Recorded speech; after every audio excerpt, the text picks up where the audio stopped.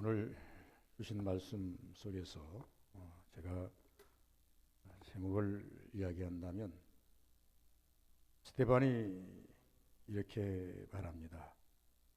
55절 스데반이 성령이 충만하여 하늘을 우러러 주목하여 하나님의 영광과 및 예수께서 하나님을 우편 서신 것을 보고 말하되 보라 하늘이 열리고 스데반이 말합니다. 하늘이 열렸다. 스데반은 열렸다 그러는데 다른 사람은 몰라요. 모르니까 스데반을 돌로 쳐 죽이겠죠. 답답하죠.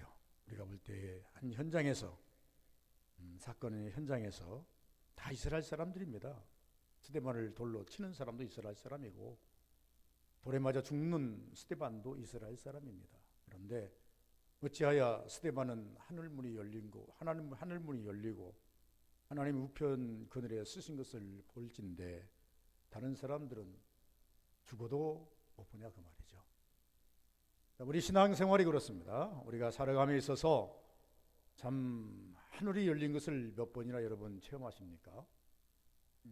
입생생 살아가면서 하늘이 열린 것을 몇 번이나 체험하십니까? 아직도 체험하지 못했다고 한다면 하나님께 더 많이 기도해 보시기 바랍니다. 내게도 주소서. 나도 하나님 열린 하늘문을 보기를 원합니다. 나도 열린 하나님 아버지여 주여 하나님의 보좌를 보기를 원합니다. 또 하나님 내가 열린 하늘문을 못 본다 할지라도 하늘에서 하늘문이 열리고 하늘에서 내려오는 은혜라도 하나님 덧입기를 원합니다. 이렇게 우리가 기도해야 저는 맞다고 봅니다. 수없이 기도해야 됩니다. 가만히 있어서는 하나님께서 반응을 하지 않습니다. 지난 몇 년 전에 텔레비전의 한 프로를 제가 본 기억이 납니다. 홀로머니가 계시는데 자식들을 잘 성장시키셨습니다. 이분이 억척같이 일을 해서 돈을 많이 벌어서 빌딩도 가지고 있고 꽤나도 많은 재산을 가진 재력가였습니다. 그러니까 아들 둘이 있고 며느리 둘이 있고 딸이 있고 사위가 있습니다. 토탈 설아의 아들, 딸, 며느리까지 6이 있습니다. 도시 어머니가 그 빌딩을 내줄 마음이 없습니다. 그러니까 이 자식들이 어떻게 하면 어머니 마음을 열어가지고 어머니로부터 등기를 받고 이 뭡니까 도장을 받을까 해가지고 열어보려고 어머니 마음을 열어보려고 가진 예를 쓰는 것을 봅니다. 나름대로 서로 조금이라도 더 어머니 마음을 열어가지고 조금이라도 유익하게 하려고 가진 예를 쓰는 그런 마음을 볼 수 있었습니다. 모든 것이 자기 것이 되겠다는 그런 생각에서 그러지 않겠는가. 많은 노력했다고 말이에요. 있는 성도들이 하늘문을 열어야 되지 않겠습니까? 우리는 왜 하늘문을 열어야 되는가? 하늘문이 열리기만 하면 이것은 곧바로 축복이요, 은혜의 보고 창고요, 축복의 보고 창고요, 이적과 기적의 보고 창고이기 때문에 우리가 하늘문을 열려고 하는 모습이다. 그렇습니다. 지금도 그렇습니다만은 수많은 성도들이 하늘문을 열어보려고 얼마나 노력하고 있었는지 모릅니다. 여기 앉아 계시는 여러분들도 한 가지로 저와 같이 똑같은 마음으로 모두가 다 하늘문을 한번 열어봤으면 좋겠다. 나의 삶 속에 나의 기도 속에 하나님께서 반응하사 하늘문을 한번 열어주셨으면 좋겠다. 이런 소원은 여러분이나 저나 뭐 별다를 게 있겠습니까? 다 똑같은 소원을 가지고 있다. 우리 서부교회도 대단히 노력한다고 생각합니다. 하늘문을 연다고 하는 것은 무엇입니까? 하늘문을 연다는 것은 하나님의 마음을 연다는 것입니다. 그냥 단지 하늘문만 여는 것이 아니라 하나님의 마음을 연다는 것인데 누가 하나님의 마음을 여느냐? 여는 이 사람이 곧 기적의 사람이고 여는 이 사람이 곧 이적의 사람이 은혜의 사람이라 이렇게 말씀을 합니다. 어떤 언론 목사님이 이런 말씀을 하십니다. 여러분 하나님이 얼마나 인세가 지신지 아십니까? 우리는 알기로 하나님은요 너무나도 풍요로우시고 은혜가 많으시다 이렇게 말하시는데 우리가 얼마나 인색한지 압니까? 이렇게 참 반전의 이야기를 해요. 그래서 무슨 말인가 했더니 여러분 뭐 하나 달라고 얼마나 기도 많이 하셨습니까? 여러분 40일도 하고 기도도 하고 금식기도도 하고 그런데도 하나님께서 움직이질 않습니다. 그런데 하나님 마음을 여는 것은 간단합니다. 요한복음 8장에 있는 것 같이 내가 하나님의 마음을 여는 것은 하나님의 마음에 들면 내가 열어달라고 해서 여는 것이 아니라 내가 하나님 마음에 들어야 된다는 겁니다. 여러분이 하나님 마음에 들기 위해서 얼마나 노력하십니까? 하나님 마음에 들면 하늘문은 열리게 되어 있습니다. 하나님 마음은 열리게 되어 있다 그 말입니다. 마태복음 7장에 보니까 문을 두드리라 그리하면 열릴 것이니, 우리 서부교회 성도님들은 하늘문을 열기 위해서 많은 노력이 필요하다고 생각합니다. 같이 노력하시기를 주의 이름으로 부탁을 드립니다. 첫 번째는 열심을 내서 회개하는 성도들에게 하늘문이 열린다고 말씀합니다. 오늘 이 본문 속에 보시면 스데반은 이스라엘 백성들에게 너희들이 하늘문을 열려거든, 하나님의 은혜가 너희 가운데 임하게 하려거든, 너희 삶 속에 하나님의 축복이 임하게 하려거든 회개하라는 거예요. 회개가 뭡니까? 예수님이 이 땅에 오셨지만 그를 예수를 예수답게 보지 못하고 예수답게 믿지 못하고 예수를 너희들이 십자가에 못 박아 죽였다. 그런데 죽고 난 지금, 너희들이 살았을 때는 예수를 못 믿는다 할지라도 돌아가 죽고 난 지금도 예수를 못 믿는다 하면 죄다.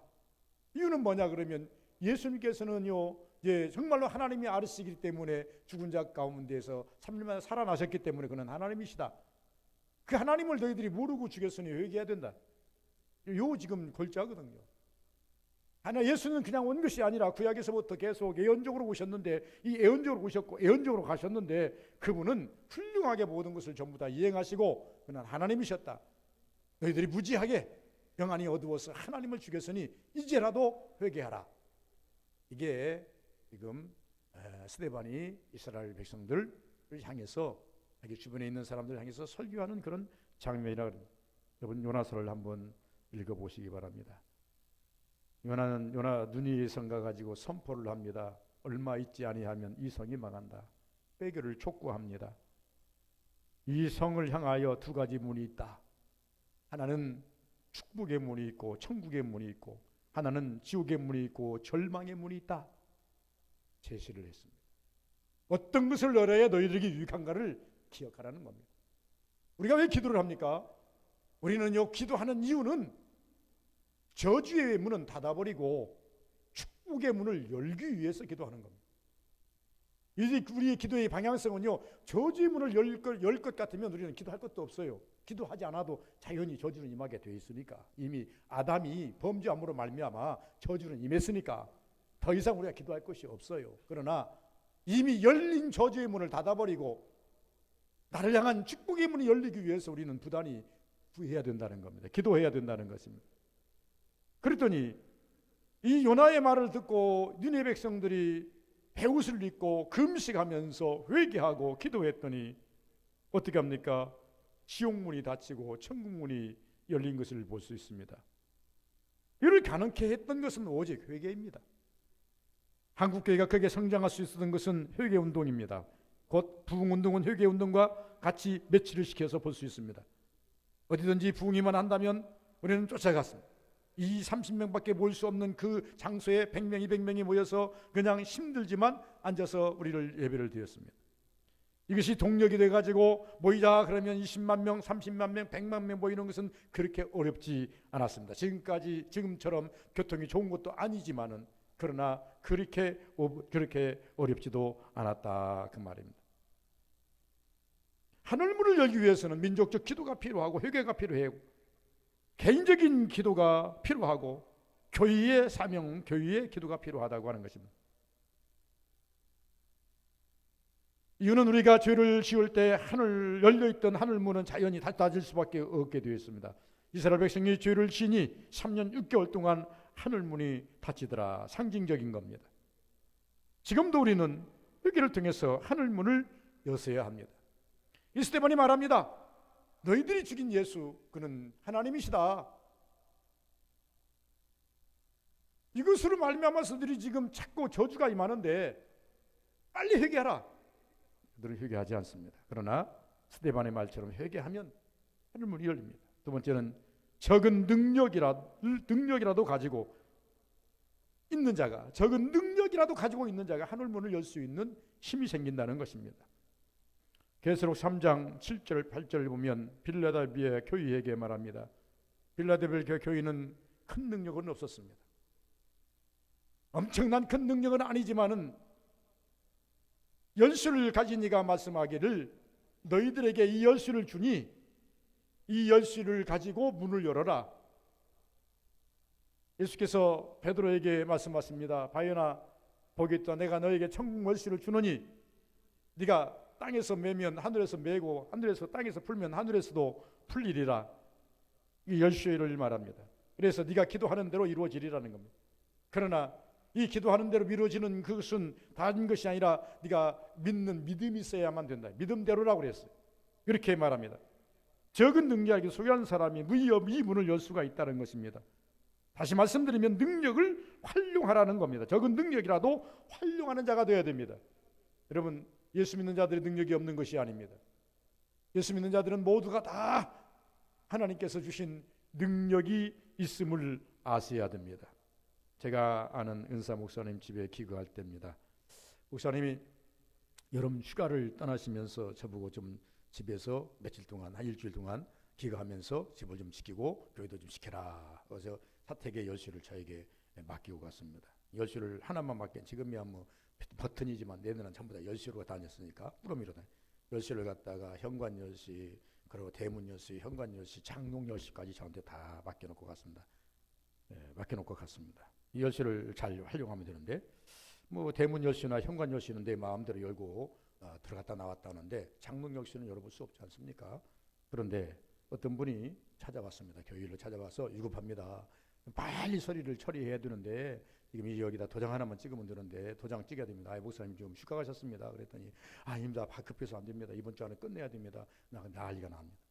그래서 어떻게 해가지고 목사님하고 이제 통화가 됐습니다. 목사님, 어떤 분이 오셔서 지금 이거 지금 초장 찍어야만 된다 그러는데 지금 어떻게 하면 좋습니까? 그래 이 목사님이 나한테 자한테 도장 열쇠 다 맡겼지 않는가?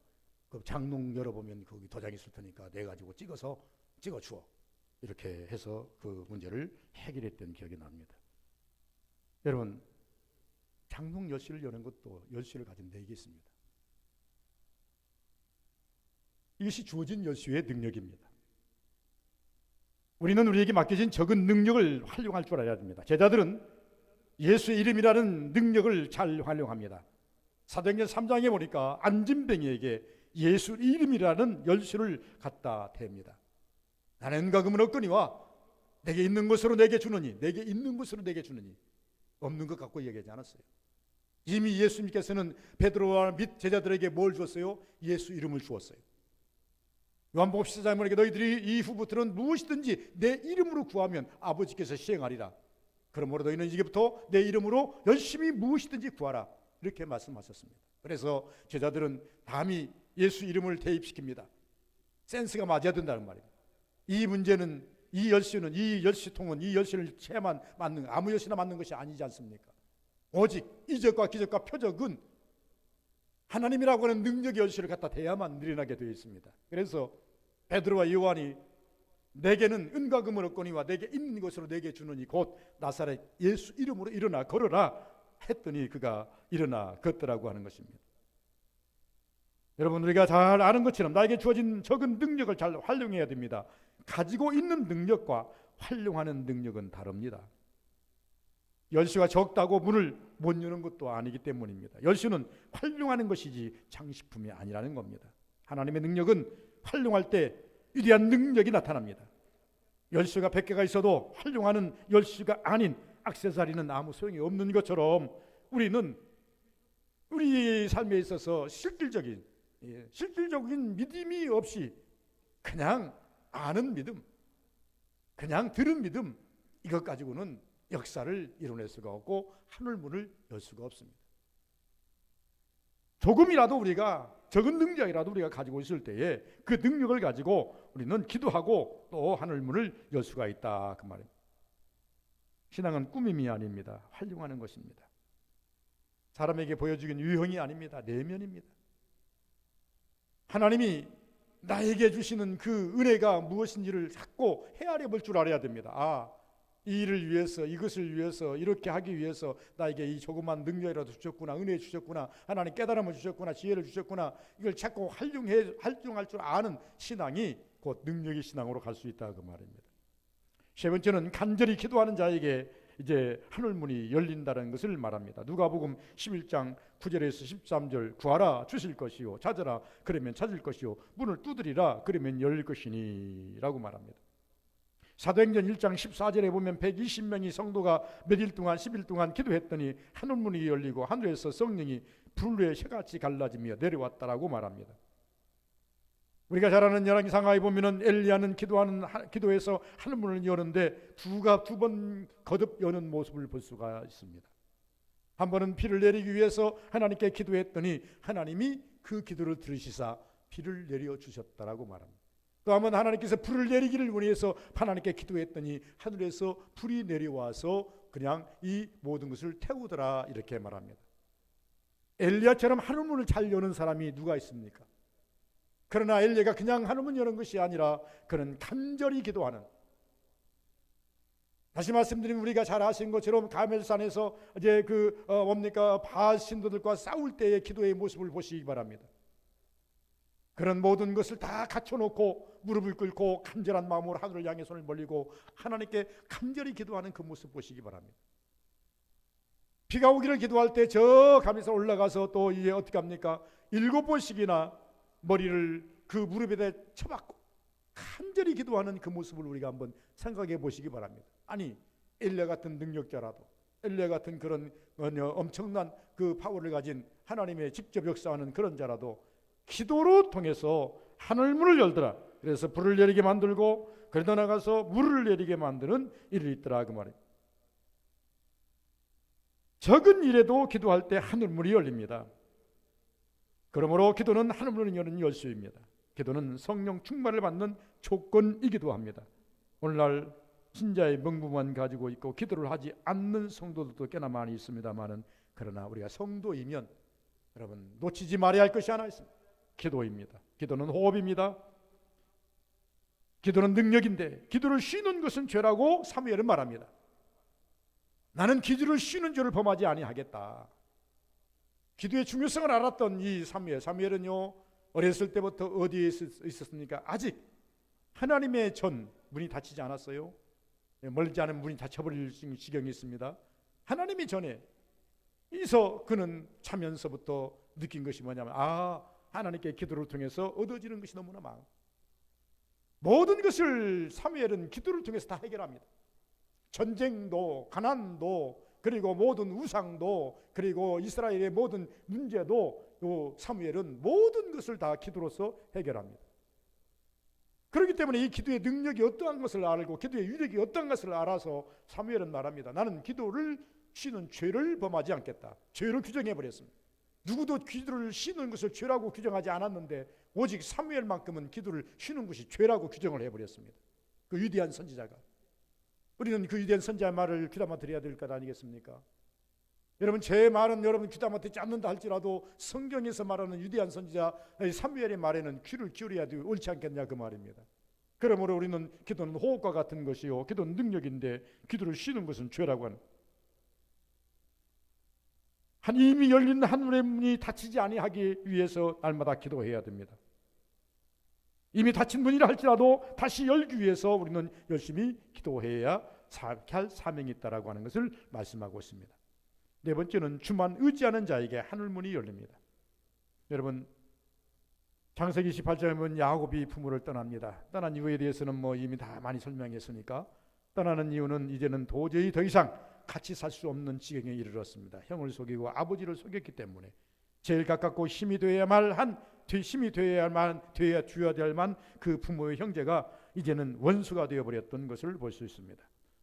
세상 말로 말하면 의지할 곳, 소망이 하나도 없는 것이 이 야곱의 형편이 되어버렸습니다.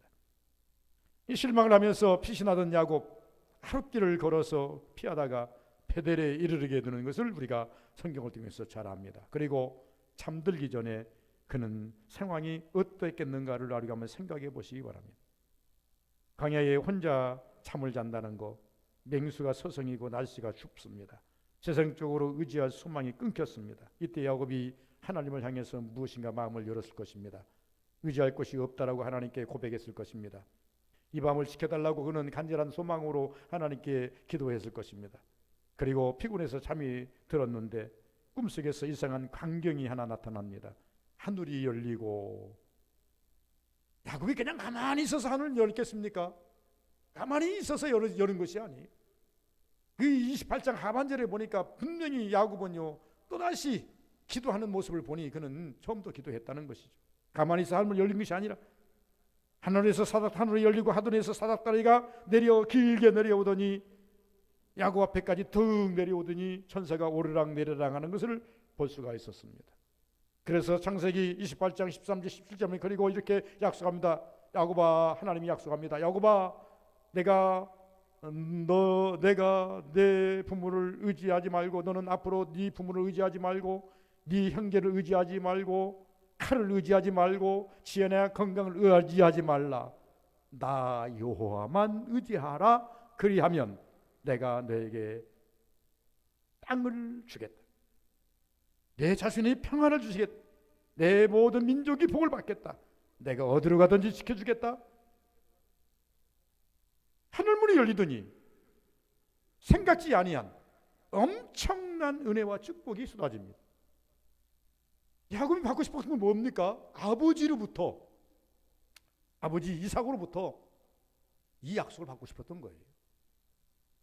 아버지가 자기 머리에 안수하면서 이제 현재와 미래, 영원성까지를 약속해 주기를 바랬던 거예요. 그러나 아버지는 육이기 때문에 야곱에게 엄청난 영원성까지는 약속하지 못했어요. 그런데 야곱이 아버지를 피신해서 하룻길 가다가 베델에 도달해서 거기에서 하나님이 하늘문이 열리더니 하나님이 나타나서 야곱에게 내린 축복은 엄청난 건데 아무것도 의지하지 말라는 거예요. 부모, 너 지금 부모 원망하지? 너 쫓아내, 네 잘못해서 쫓겨났지만 원망하지. 네 형 원망하지? 너 죽이려고 그러니까. 너 주변 환경 원망하지? 그거 원망할 거 없다. 원망의 대상이 아니다.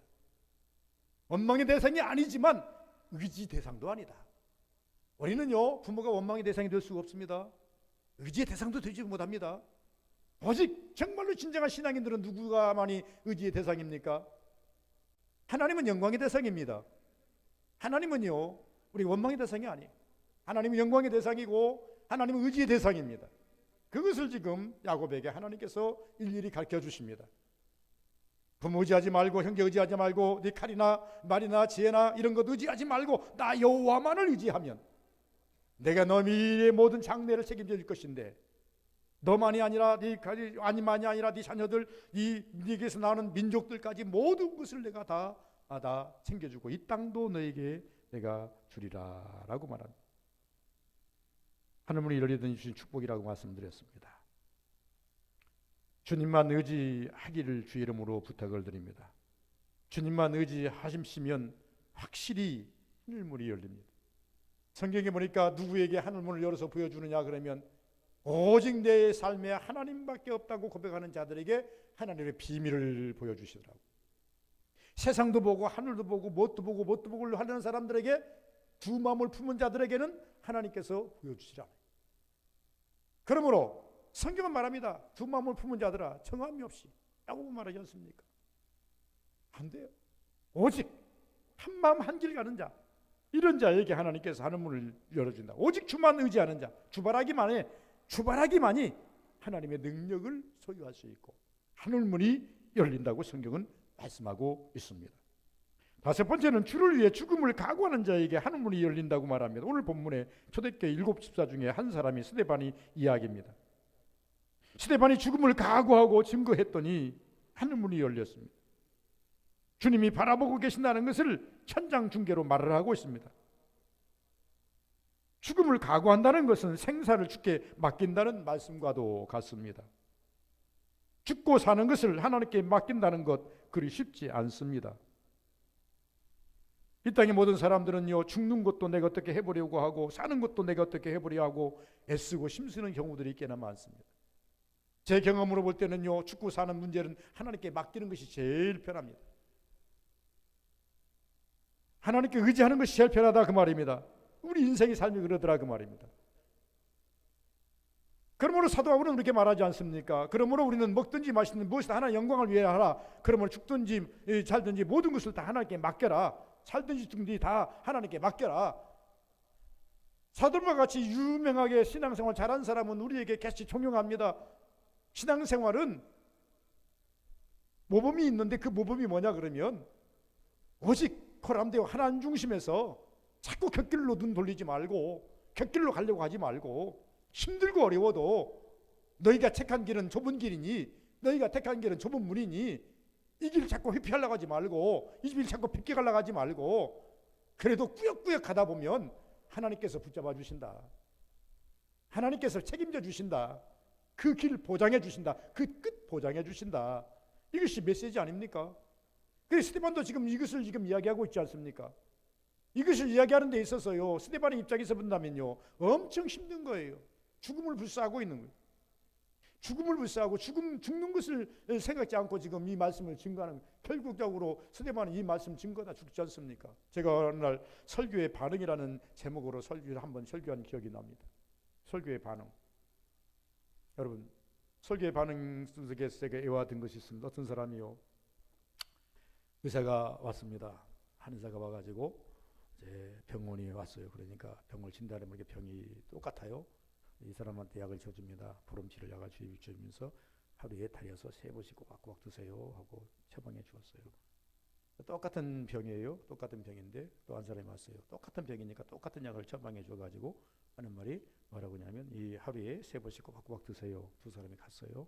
두 사람이 가가지고 한 사람은 의사가 말한 대로 한 의사가 말한 대로 달여가지고 하루에 3번씩 꼬박꼬박 먹습니다. 희한하게 병이 나와버렸어요. 한 사람은요 별로 이 의사를 신뢰하지를 못하니까 한 의사를 신뢰하니까 가서 갖다 놓기는 했는데 하루에 한 번이나 먹고 안 먹고 이렇게 했어요. 그러고 난 다음에 찾아왔어요. 어떤 사람이 선생님이 하라는 대로 제가 다 했더니 병이 상 나섰습니다. 맞습니다. 한 사람 와가지고 아유 무조건 먹었는데 다 병이 안 나섰어요. 누구의 잘못입니까? 하나님께서는 우리에게 신약과 구약을 주셨습니다. 그리고 난 다음에 와서 처방전을 주셨습니다. 처방전이 무엇입니까? 말씀대로 살으라는 겁니다.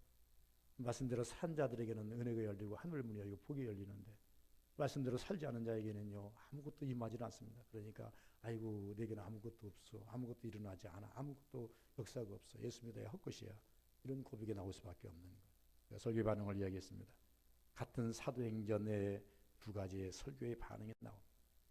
사도행전 3장에 보면 베드로가 광장에 서서 많은 사람을 향해서 스데반과 똑같은 설교를 합니다. 여러분 형제들아, 우리 회개하자. 여러분이 십자가에 달리게 해서 죽게 하신 그분은 예수였다. 그분은 이 땅에 우리를 위해서 죄 때문에 죄 해결하기 위해서 오셨고 십자가에 달리셨고 장사되었으나 3일 만에 살아나서 하늘로 가셨고 성령이 우리와 함께 하사 여러분들에게 회개를 촉구한다. 회개하자. 그랬더니 사람들이 어떻게 했어요? 가슴을 치며 옷을 찢으면서 어찌할꼬. 그러니까 각각 회개하고 예수를 믿어라. 3,000명을 회개를 시켰어요. 5,000명을 회개시켰어요. 스데반이 똑같은 설교를 해요. 똑같은 설교를 하는데 자기 옷을 찢으며 이를 걸고 돌을 들어서 막 패요. 스데반을 죽여요. 저는 이 말씀을 보면서 이렇게 생각해 봤습니다. 그래, 목사가 설교를 할 때 어떤 사람들은 은혜를 받지만 어떤 사람은 은혜를 못 받는 사람도 있겠구나. 은혜 받는 사람에게는 엄청난 축복이요 엄청난 열림이 하늘문이 열리지만 은혜를 못 받는 사람에게는 답답하겠구나. 여기까지만 답답하겠구나. 그러므로 하나님께서 우리에게 처방전을 주셨는데 구약과 신약인데 말씀을 믿고 보는 거예요. 말씀을 바꿔보는 거예요. 처음부터 거부할 것은 없어요. 처음부터 그 말씀을 갖다가 안 들으려고 할 필요는 없어요. 일단 말씀이 오면 바꿔봐야 돼요. 일단 말씀이 오면 그것을 믿고 봐야 돼요. 그리고 조금이라도 하나님께서 주시는 은혜를 통해서 하늘문을 열어보려고 애쓰고 노력함이 우리에게 있어야 돼요. 안 되거든. 그것이 안 되거든. 여러분 원색적인 방법을 써야 돼요. 주여 내게도 주소서, 내 눈도 열어주세요. 하나님 내 마음도 좀 열어주세요. 하나님 내 영도 좀 붙잡아 주세요. 하나님 목사님에게 줄 것이 아니라 나도 좀 주세요. 집사님에게 줄게 나도 좀 주세요. 그럼 원색적으로 기도할 필요도 있습니다. 때로는요. 때로는 날마다 그렇게 하는 게 아닙니다. 때로는 그렇게 할 필요가 있어요. 왜? 간절함이 묻어나기 때문에, 진실함이 거기에 묻어나기 때문에, 하나님을 향한 내 진실함이 표현되기 때문에 그렇게 기도할 필요가 있다니까요. 그리 할 때 하나님께서 어떻게 하신다? 하늘 문을 열어. 죽음 직전에 있는 사람에게 하늘 문도 열어주시는데 우리가 살아있을 때 문 열어야 할 거 아니겠습니까? 우리가 스데반처럼 죽음 직전에더라도 하나님이 하늘 문을 열으니 이 죽음도 이기잖아요. 죽음 직전에 하늘 문을 열어주시니 아픔도 이겨버리고 얼굴이 천사 얼굴처럼 빛났다 그러지 않습니까? 그런데 우리가 죽음 직전에가 아니고 여러분 살아있을 때, 여러분 살아생전에 하나님 하늘 문이 열린다면 우리의 삶이 얼마나 은혜로울까요? 우리의 삶이 얼마나 편할까요? 그러므로 여러분, 우리 사부기도인들은 하늘문을 여는 여러분들 되시기를 주의 이름으로 축원을 드립니다. 거룩하신 아버지 감사합니다. 오늘도 함께 하시기를 원하고 복되기를 원하고 은혜 되기를